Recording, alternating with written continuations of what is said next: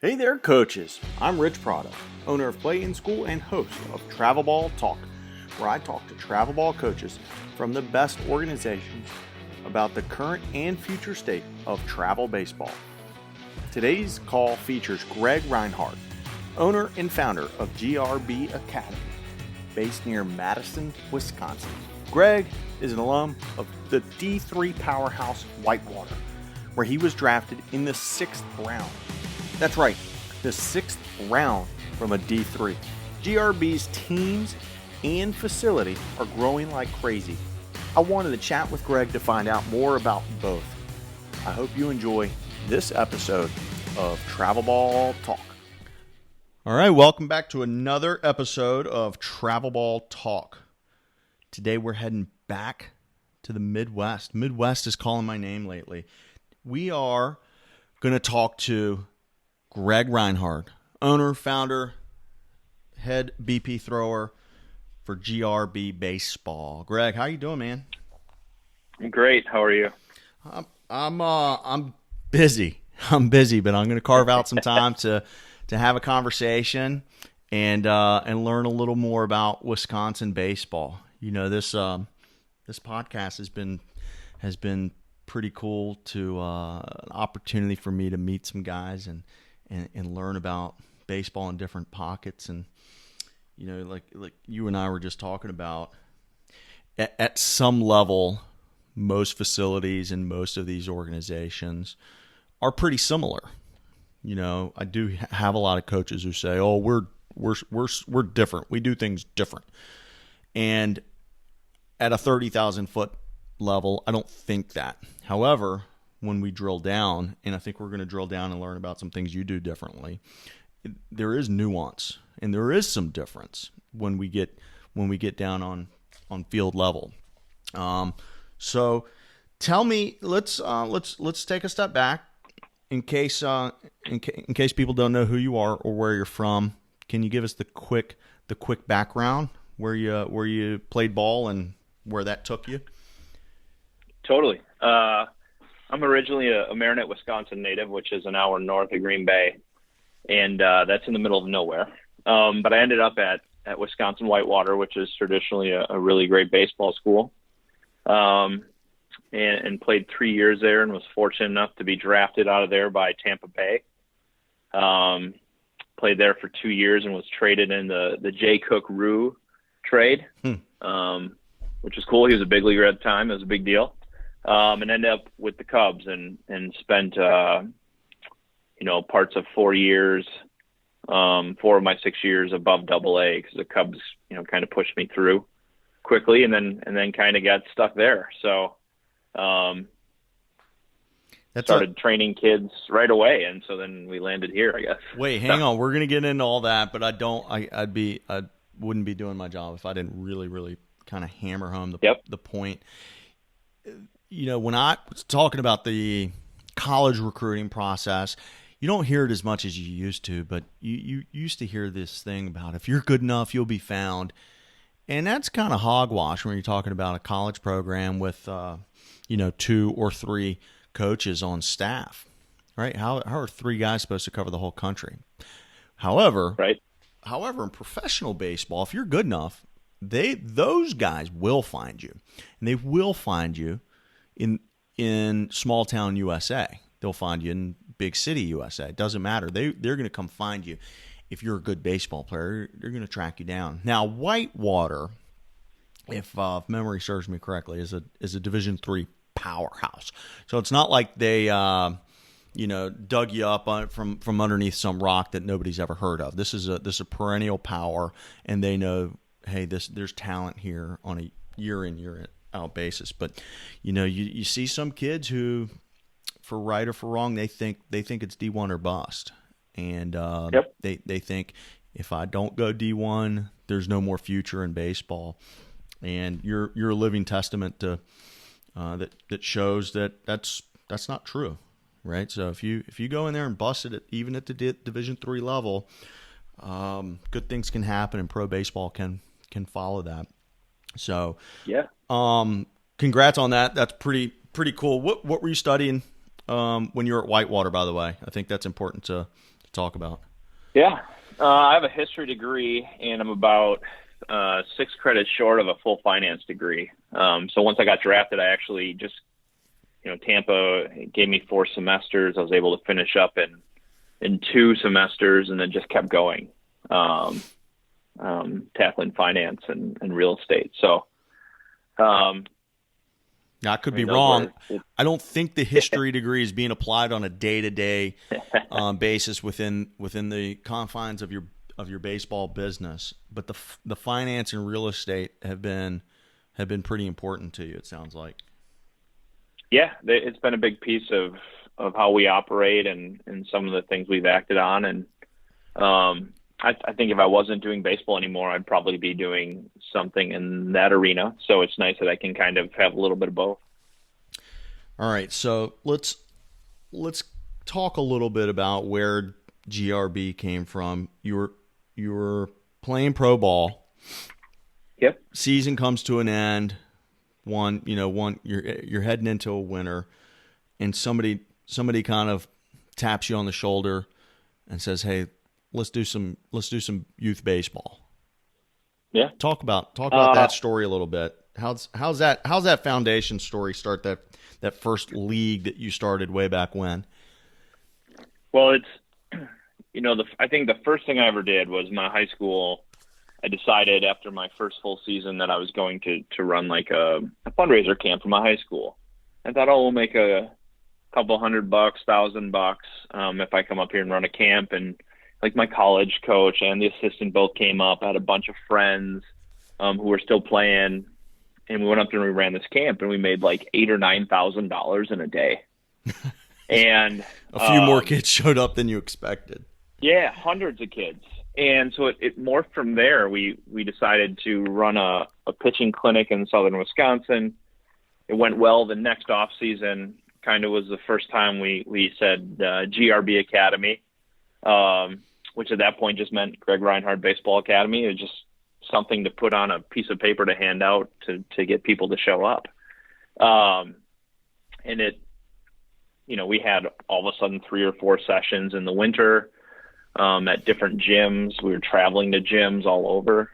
And then we decided to hop in on a fall league. And there was a fall league that was kind of moving, but it was scuffling. And so we kind of took it over. And, a year later, I think the biggest we had 550 kids playing in a youth fall league from 9 to 14 years old. And that's when it really kind of blossomed into, we have an idea. People are really interested in baseball in Wisconsin. And we really love to get in there and work with kids, and then more games in the fall was a big deal. Obviously the weather here is not great, and the summer season's short, and people all around the country are getting ahead by longer playing seasons. So that's where kind of things started to roll in the direction that we are now. That's something I've heard like over and over again. I've talked to guys out of different pockets of the country, and you forget that geography can play a role in a kid's development. And if a kid is just relying on their high school season up there with, brutal springs and then a shortened summer, if they're not getting a ton of reps in the fall to catch up, basically, then they're falling way behind. Yeah.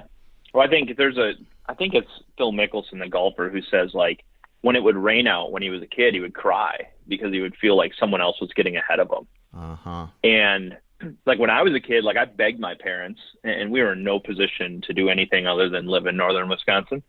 But I begged my parents to move to Arizona or Florida. Like all I wanted to do was play baseball. And I think our whole staff takes that serious, as we take it as serious, and having a facility, we take it as serious as that kid that like wants to really succeed. I think it's important that everyone takes it that serious. That's huge. Now, so this is when you're running this league, this is pre-facility. It sounds like you were just running around. Yep. You were running the league. You were doing some things at different high school gyms.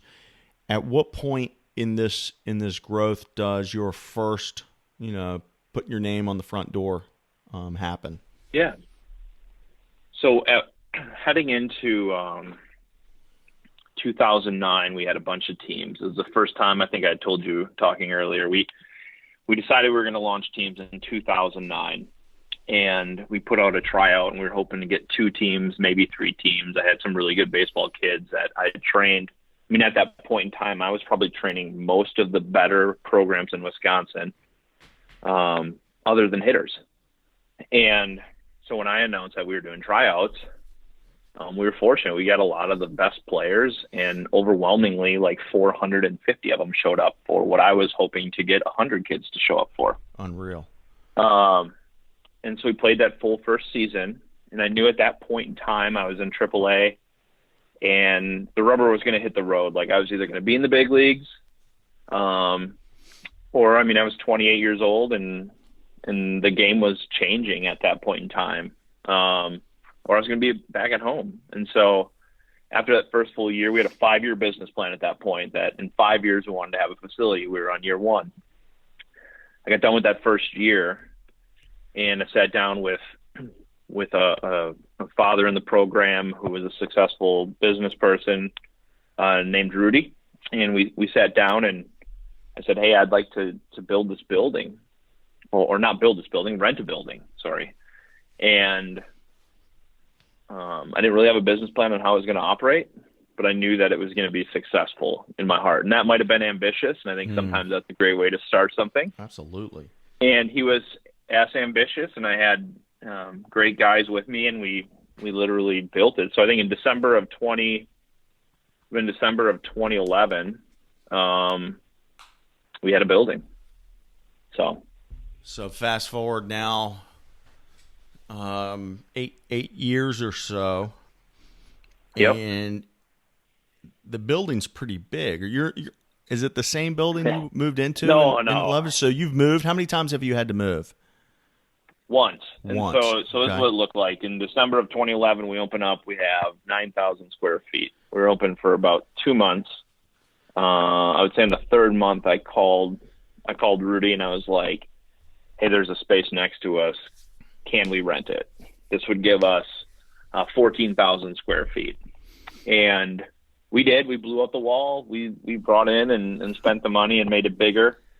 And at the end of year 1, I think immediately our conversations were like, and I think there was always an eye on a bigger facility and a place where you could have infield and do that. I think at the end of year 1, we already were like, okay, we know that we have to get to this point because of the growth and the excitement around it. Just how do we get there? So December or January of, I guess what would be 17 winter. Yep. 18. Yep. Here we are. So this is our 3rd. We just finished our 3rd winter in our new building, which is about 10 minutes from our original one. We're in Windsor, Wisconsin, right by Madison. That one's 52,000 square feet. So a big difference, but a full infield and a lot more cages, a lot more space. Unreal. And are you running what, 50% capacity, 80% capacity? No, I mean we are essentially sold out. Like our space is almost done for 2020. I shouldn't say almost. We are sold out through May 1st of 2020. That's incredible. I mentioned this to you. I mean, we're actually already debating on like, okay, 52,000 square feet doesn't satisfy it. Is there a need for more? Or are we in like a sweet spot in terms of space? Yeah, sure. But our program's growing, and I mean, it's positive.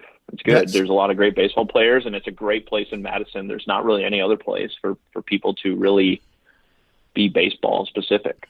Yeah, that's big decisions you have coming, whether to upgrade from 52,000 square feet to more. My goodness, those who know me know I'm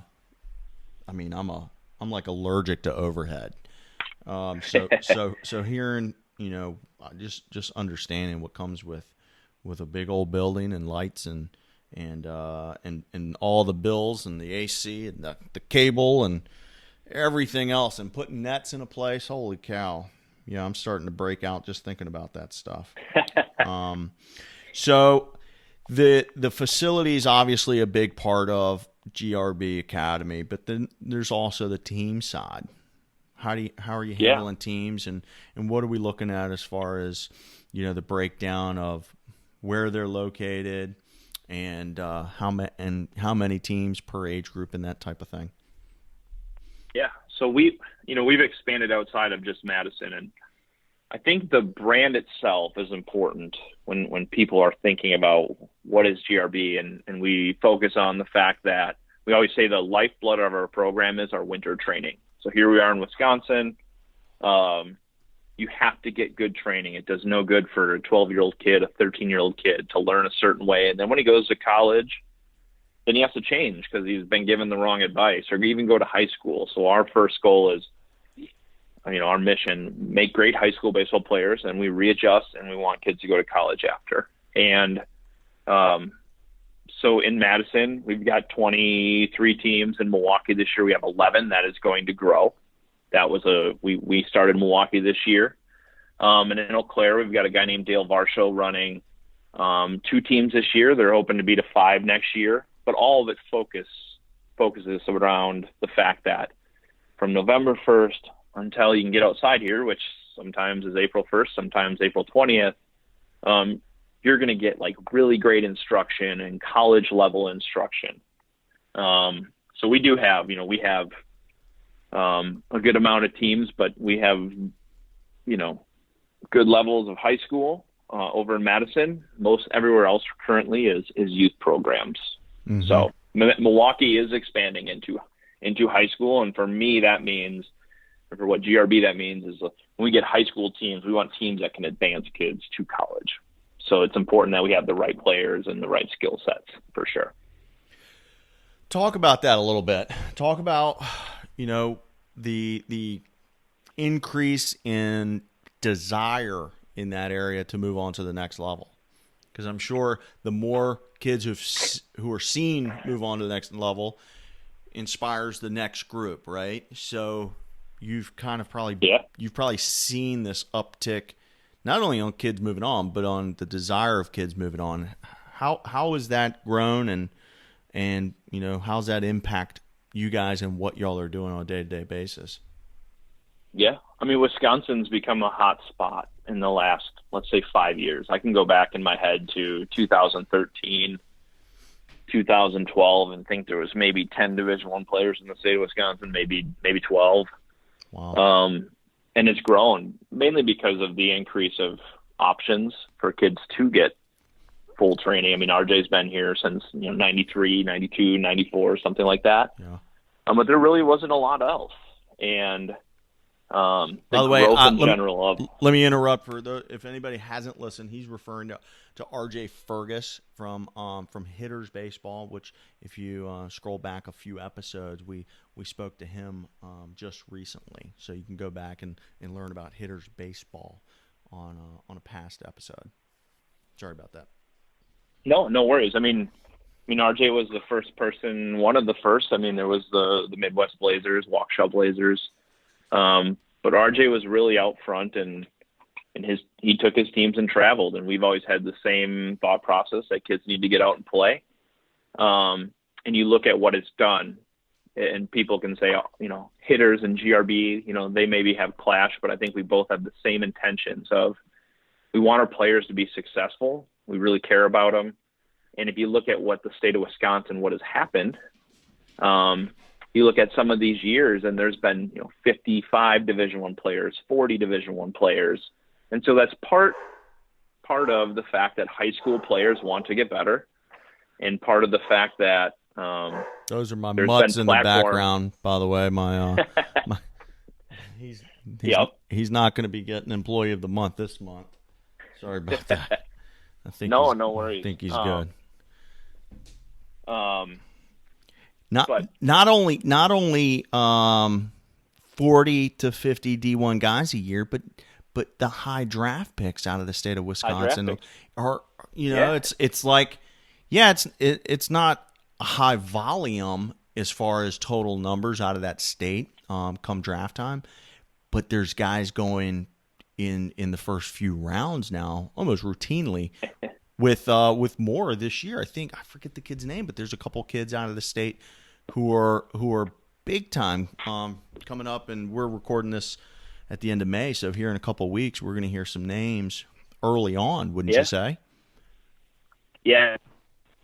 Awesome. I mean, Kelnick, Kendall, Gavin Lux, and there's been some guys in the last 10 years, but I think there's been a first rounder every year for the last 3 years.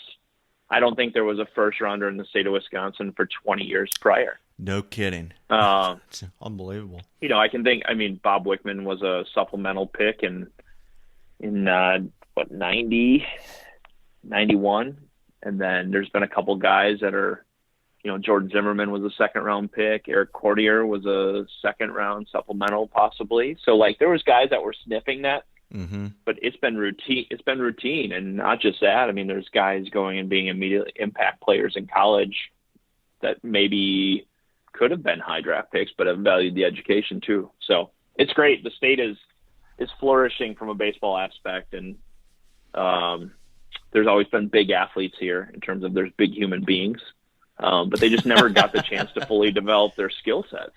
That's why there's such great football in Wisconsin in terms of there's big offensive linemen and there's, linebackers, and baseball players are also big people at a lot of places. So once the skill sets are able to be developed, it's been really good. That's I love the way you put that. That kind of caught me off guard. There's big people. There's big humans. They're big good stock. Yeah. It's good stock. Yeah. It's from people having to deal with those elements up there for generations. Yep. That's good stuff, man. So we kind of tiptoed around a little bit. You've got this, you got this big facility you're in. Obviously, it doesn't just run itself. You've got this crew of guys and ladies and guys who are helping you run this place.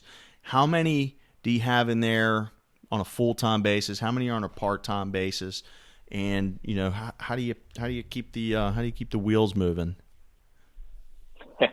Well, I'm going to use the cliche term that you said earlier, which is we're different, or everyone wants to think they're different. If I had to paint a picture of what a standard facility or program would do, they would have one or two main guys, mm-hmm. and they would hire a bunch of part-time guys that maybe move in and out, and there's no consistency among staff and amongst training. Yep. And we've taken the opposite approach. That's standard, by the way. That's standard, and I will also asterisk that that's okay, and it's not bad. It's just different, right? Okay, so because I think I know where you're going here. There's a lot of ways to do it, and so we have done it different. We have 7 or 8 full-time, and we're looking to add another one probably here. And we do it for a couple reasons. One, I think that one of the more important ends of why the team side of places gets messed up is bad communication and bad planning. Yes. And so people are always like, oh, there's bad communicators. No one knows where they're supposed to be. We're hyper organized in terms of what information needs to get out to parents. The second piece on the training side of it, if you have really great guys, once they decide to have families or get married, generally the conversation is, well, when are you going to get a job with benefits and 401k, or a job that you can see yourself at long term? So we've just went out and done that. Everyone who's at GRB has health insurance. They have a 401k plan with a match. And we want consistent long-term instruction so that our kids are hearing the same things from their guys. And it's not just some part-time guy that needs 2 years until he decides to get a sales job somewhere else. We want people who do baseball. So we go and hire, traditionally, how I found our guys. Max Cordio has been here from the beginning. He's a college teammate of mine. Cooper Stewart, I texted a couple pro scouts and said, hey, I need a guy who's a great catching guy who can teach hitting and who loves baseball. Got a name right away. Yeah. Zach Ransom, our pitching guy, one of the first Division I players we had. He was a guy who came back, and we're starting to see some of that, some of our former players, but a guy who went out, did some other things, came back. Jordan Stauber was in the college coaching world. There wasn't great stability in that world. He ended up here. Trevor Burmeister is an assistant at Madison College. We do a joint hire program with Madison College where they pay him a salary to coach. There's obviously dead times during part of the year, and then he's here at GRB. So the biggest thing that we try and take pride in is all of our guys have college experience in coaching or professional experience, and we pay them like they're Big Ten assistants or better. And that's important because we want them here. Wait, repeat that one time. But we pay our guys, like I pay our staff like they're Big Ten assistants. That's like if you were to go to some conferences and you ask the assistant coach what he makes, he's not making a lot of money. People don't maybe know that.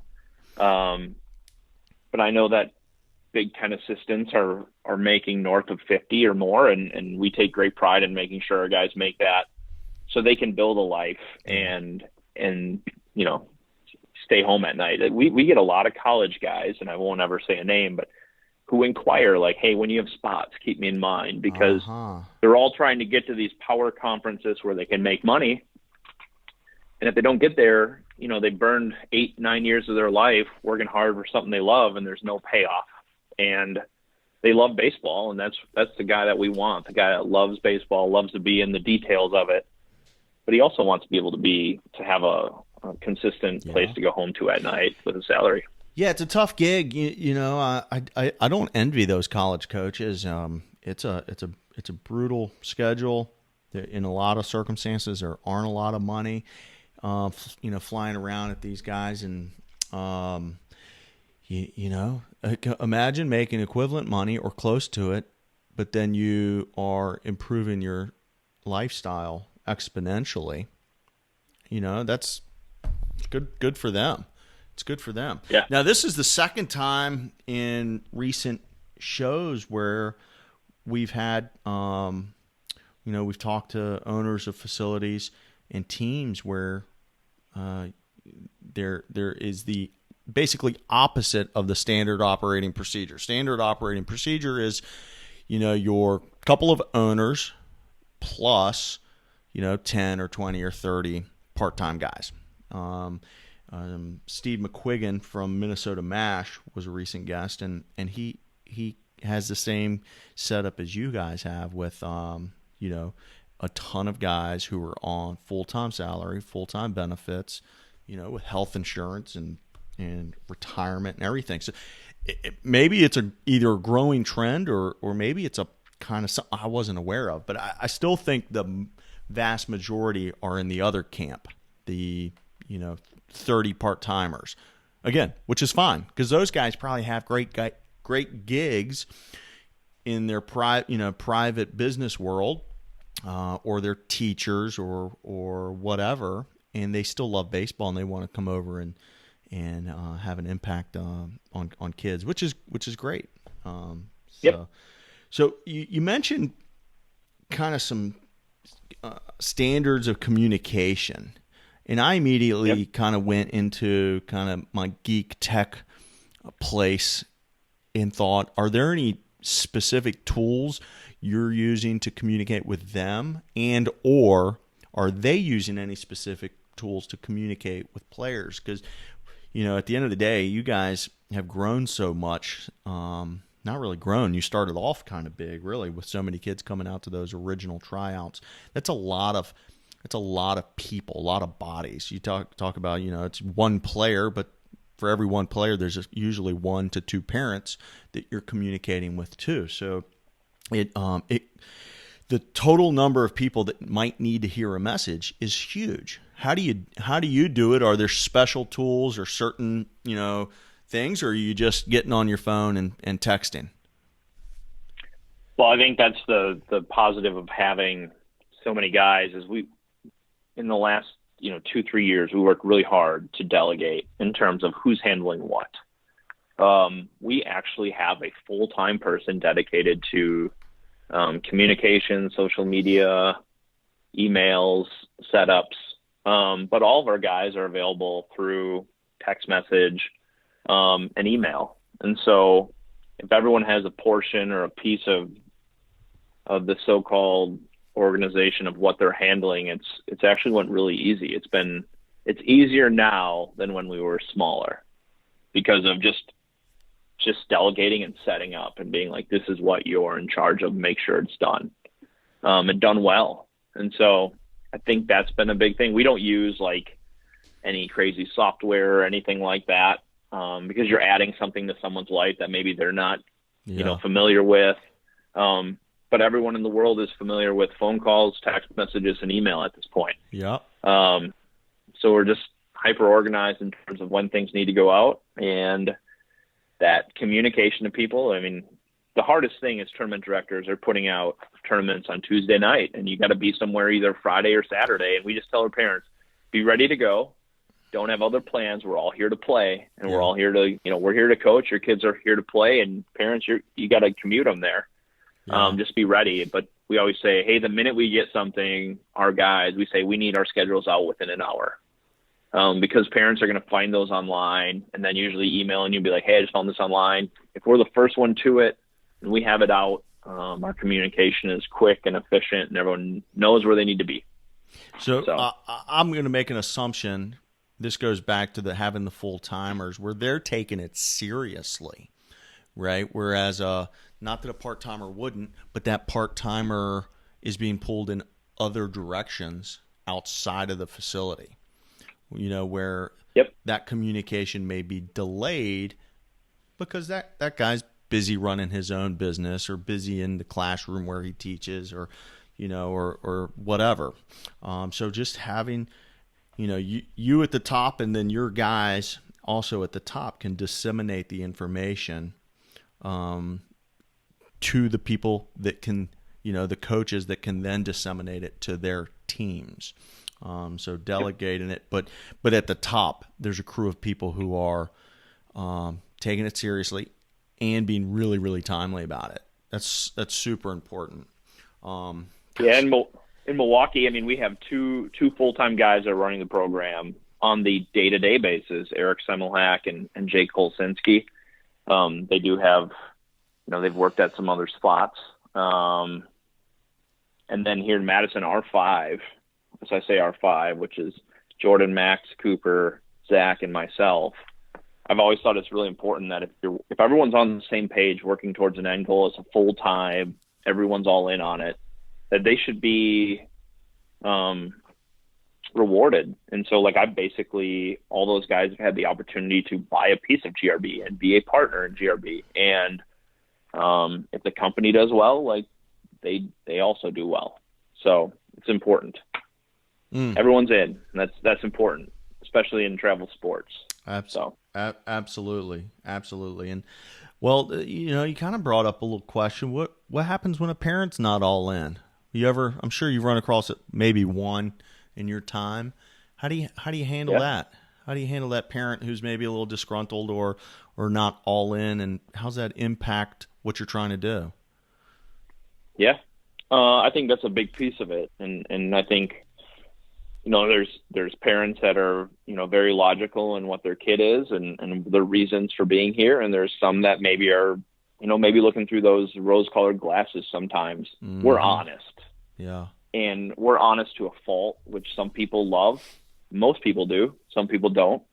But I would say we have a couple of neat rules that really make the experience better. Is on Sunday night, and this is for the youth level, but in the high school level, we just tell parents, treat us like college coaches. You shouldn't call a high school coach unless there's an injury, really. Yeah. And for us in the high school level, recruiting, travel arrangement, or an injury, those are the reasons we really talk to the parents. And then we sit down and do an individual meeting talking about their recruiting options and where they can go. At the youth level on Sunday night, we basically say there's a no-call Monday, no communication Monday. Oh, I love it.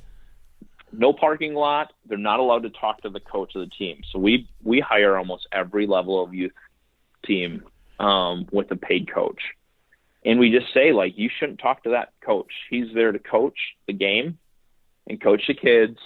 And on Monday, let yourself simmer. If there's an issue, if something's bothering you, let it simmer. On Tuesday, you have a legitimate concern where you're still frustrated and it's still really, really bothering you, email one of us here at GRB, and we'll gladly meet with you. And cooling off period is basically what. Cool. It's great. Yeah. That's and amazing. We have a no tolerance, like we have not ever had a team or our organization. Some people have teams split in half and go different ways. We have not had it. Because we've handled everything truthfully. Like if someone's telling you the truth about your son, that's great, because then you know who he is and what he needs to do to get better. And there should be no blowing of the smoke with where, because kids want to get better. They should know what they need to do. So I love that cooling off period idea. That could probably help a lot of organizations, because parents do get into it, right? They see things, but when you're looking through the chain link fence, sometimes you see things a little bit differently than how it's being seen on the field by the coach. Smart idea, really smart idea. Right on, man. Well, let's talk about travel ball a little bit. Just the world of travel ball, and what's going on up there, and how you're kind of approaching it. Usually I ask people, what do you see right now as far as the good, the bad, and the ugly within travel ball? Not necessarily for your teams, but just that space. What do you see? Now, make sure we talk about good. There's plenty of good. But give us the good. Give us the good first. So I would say the good is there's more kids playing baseball. I actually did a speech a year ago at the Madison Rotary, and when I started researching, baseball right now is one of the fastest growing sports in a lot of places. And that's crazy to me, because it wasn't that way. The game was. So I think there's a lot of people playing. So let's just, in Wisconsin, there's a lot more kids playing in Wisconsin. There's a lot more people out front who are really good baseball people teaching the game, and kids are getting opportunities like never before. And you see that in college and draft, and just the level of the game is better in general. The fact that between hitters and GRB, we can go down to the South and compete, at the World Wood Bat or the big PG, big PBR events, big Nashville events all over. Like, we compete. Hitters and GRB are routinely qualifiers into the last brackets. That's a big deal. That's the good. There's, if everyone's intentions were to make sure that baseball got better, and the whole area rises because other people are raising their training and getting kids better, that's a positive for everyone involved. Yeah. The bad, I'll give you my short version on the bad. Okay. More people need to take care of arms. Yes. We've implemented Pitch Smart. We don't double up kids back-to-back days. We're really careful about it because there's this growing trend in the country of arm injuries, and it probably can be linked to bigger my opinion. There's more muscle on the bone than ever on young athletes, and so they're whipping their arm at a fast, and the arm weighs more, and the ligaments can't handle it. But there's also more throwing going on, so whatever that mix is together has caused more arm injuries. I just know we've seen enough youth events. There's still people that are throwing a kid 60 pitches on Friday, 50 on Saturday, and 80 on Sunday because there's a $10 trophy on the line. I think it's better if more kids get opportunity. So I'll tell you what, it's the same exact reason for the good that you described. More players playing, there's more events out there, is almost the same exact reason for the bad part with the arms, because Sure. There's more opportunities and more kids are playing, but they're throwing all the time, and it's, I don't think you can pinpoint like one little thing. It's all of the dominoes that have, that are being pushed over. Yeah. It's the, golly, these kids today, you were talking about it when you were describing what the positives of travel baseball. These kids today are way ahead of where we were at their age. It's funny that we rip on this generation for being entitled or being soft or being whatever, but I don't know, man. They're they're way bigger, faster, and stronger. They're way better at the skill, and but the downside of that is if they've got this unbelievable torque in their arm, and the frame can't handle it, what's going to happen? There's not a lot of options but injury when they're when you're redlining the engine like that. But then the other part is there are adults involved, and the adults need to be making conscious decisions on how to protect. And when it takes, when the big events that have 300 teams in it, and you got to go through pool play, and then once you get to pool play, you got basically just as many games if you're going to win the championship. Like, how do you look people in the face and say we're out here trying to protect arms, but then you got to play 4 or 5 games in a 2-day span? Like, I don't know how you hold a straight face when you say those two things, when those two things are happening simultaneously. We're trying to protect arms, but your team's good. You're going to go to the championship. This is going to be your 5th game in 48 hours. I don't know how those two go together. So many people affiliate their travel ball brand with how much they win. And I think, like, we've always looked at the long-term success as really a measure of what you're doing right. Like, how many kids are being really good in high school and advancing to college? Yeah. We could win a lot more events if we violated some of our own policings that we've put in place. And I think everyone around the country needs to stop and say, like, we have a mandatory shutdown from October 15th until January 1st, January 15th. Like, 2 to 3 months. It's really important. Look at big leaguers. Those guys start playing catch, like, I don't know, 4 to 6 weeks before spring training, or when they get to spring training if you're a big leaguer. But pro athletes aren't throwing as long as kids are. I know. And that's crazy to me. Minor leaguers are throwing from, like, February 1st until September 1st. Yeah. And so you think about it. Yeah, and then they're down. Yeah. And they're lifting and running and doing different things. That's not happening at the amateur level right now. No, there's a realistic possibility for a kid right now to go 12, 24, 36 months straight. Like without even batting an eye. And again, I think it's on some of the adults in these kids' lives to figure it out on their own terms. Like, just because there's an event doesn't mean you have to be there. It's like it's not mandatory, and it's not one event doesn't make or break anybody. It doesn't. People have FOMO, the fear of missing out. Oh my goodness! Especially in today's world, like, Twitter plays such a big deal in the baseball world. Yeah. So people see a Twitter video of a guy doing well at this event, and they automatically get jealous. Yeah. Or they automatically feel like they're missing. I maybe should try to get organizations to begin, like you mentioned, long-term view.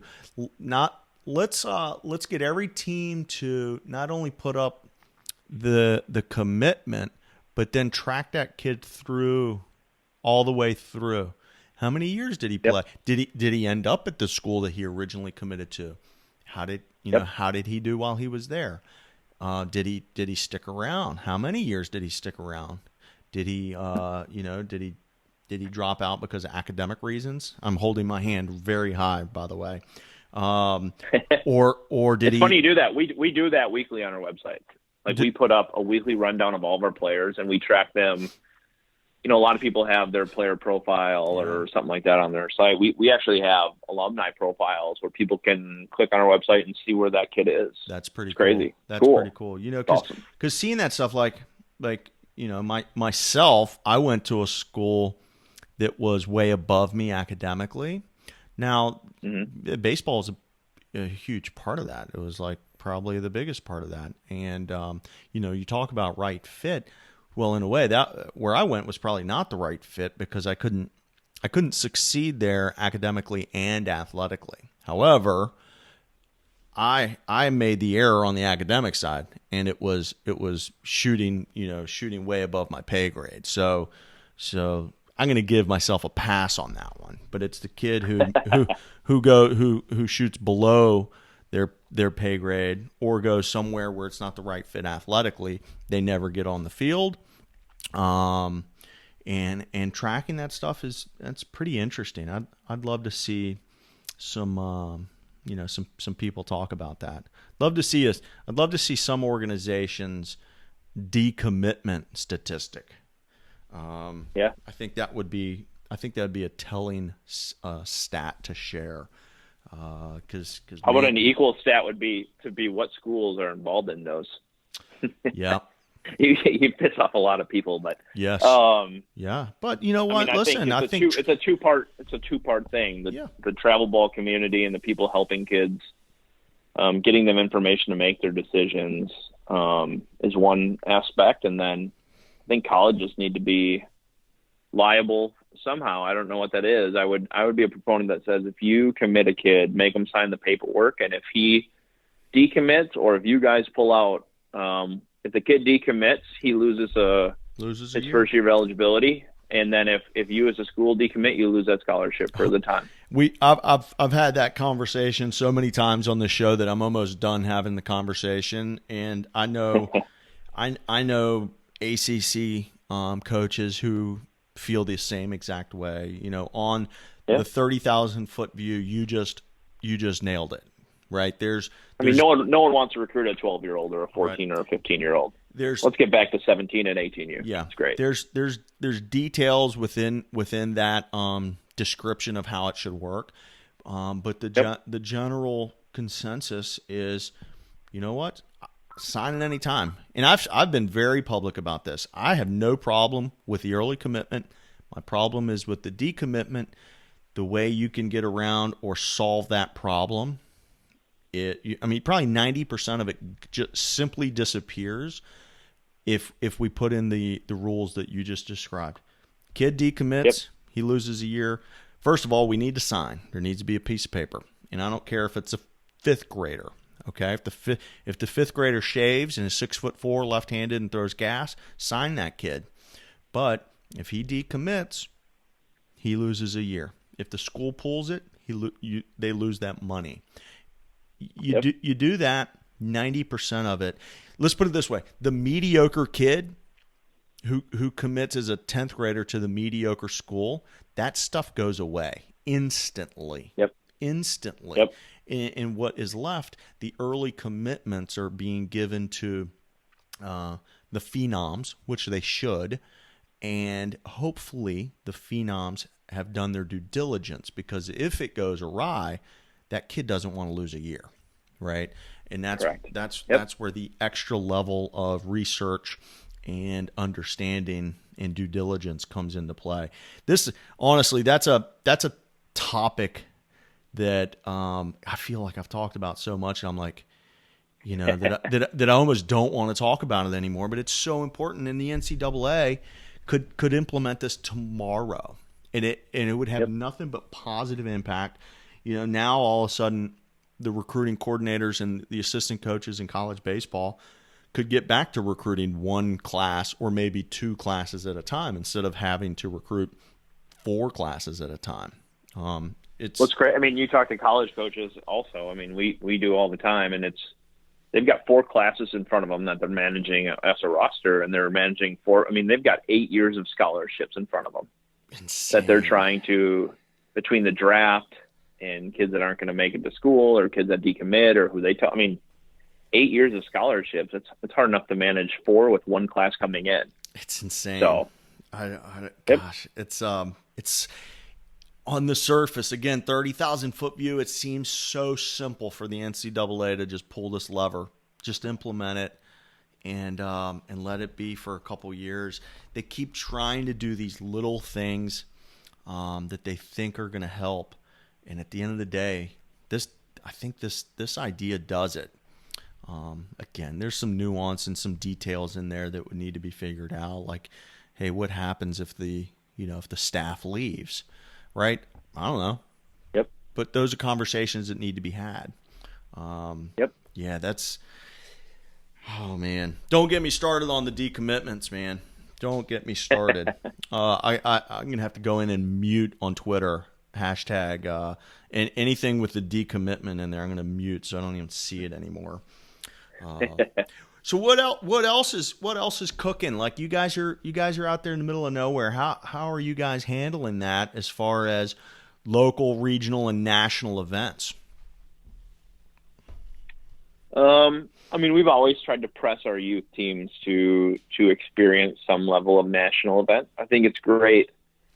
I think every youth program, in terms of keeping travel costs down for parents and all that, needs to find competition nearby that challenges them and allows them to play on a consistent basis. But they should also go somewhere where they might, see a different level of baseball that makes them realize that, hey, yeah, we might be 25-2 here in Wisconsin.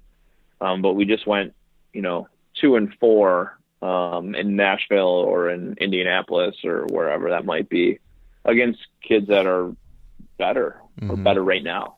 Mm-hmm. We've always tried to expose our teams to that. At the high school level,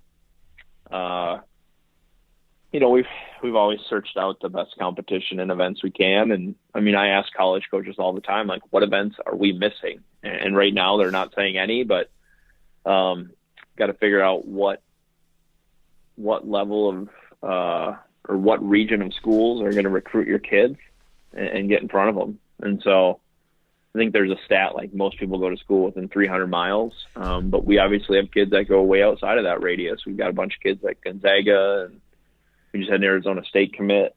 We've got kids at Vanderbilt and all over. So we play a very grueling summer schedule for the older guys, for sure.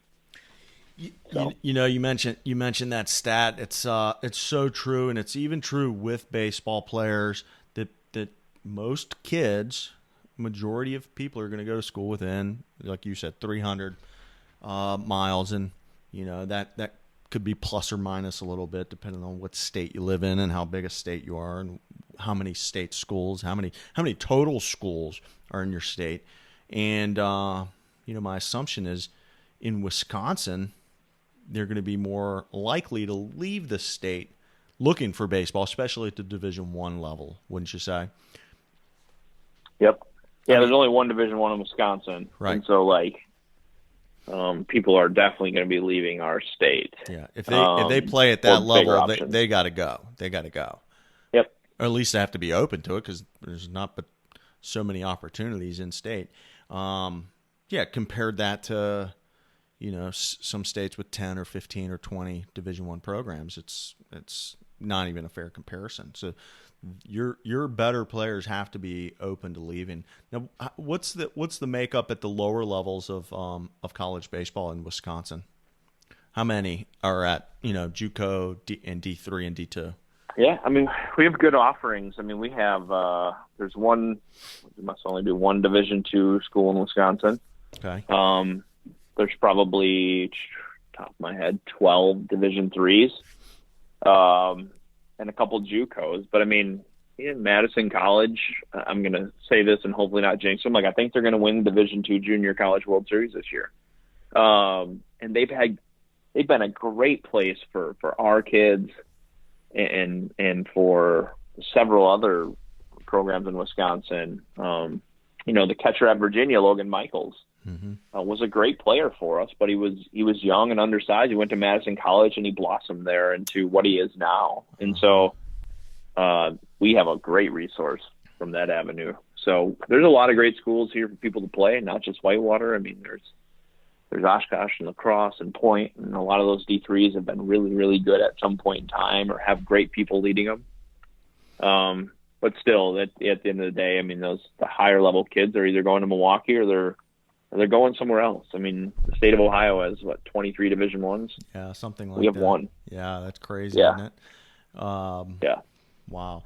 Well, we'll start working towards wrapping it up with maybe a couple last questions.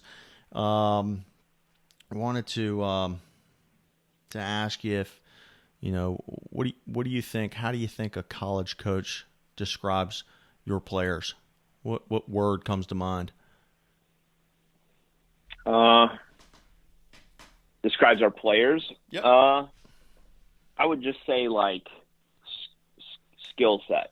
Mm-hmm. Like a lot of our guys has great skill sets that are refined, mm-hmm. and that has given a lot of them to go in early and be to be successful. Yeah, I think that's a fair word. I mean, I could use the common word gritty, tough. Yeah. We have a lot of tough kids, and just like every other program, we've got some kids that aren't quite as tough. And that's an age level where kids are finding who they are anyways at 18, 19. So sure. I'd just say our staff does a really good job of making sure our players, from a skill set standpoint, are in a good spot when they go.